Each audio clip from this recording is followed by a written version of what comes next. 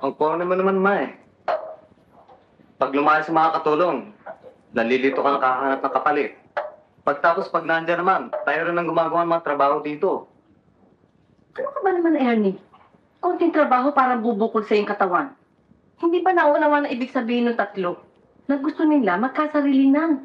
Cecil, nalalaman mo na pareho kami may gusto sa'yo. Matagal din kaming mawawala.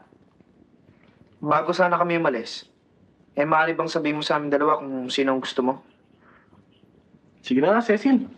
Sabihin mo na. At nang walang pag-asa dyan makasipat na.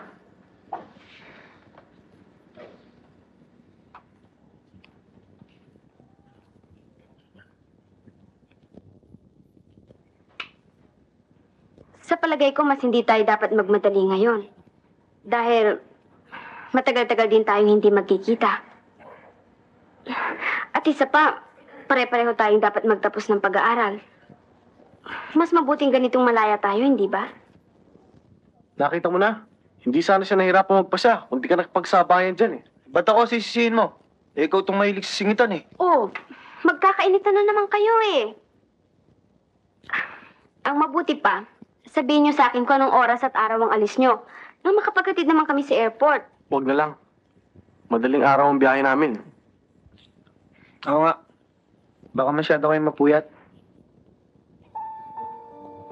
Kayong bahala.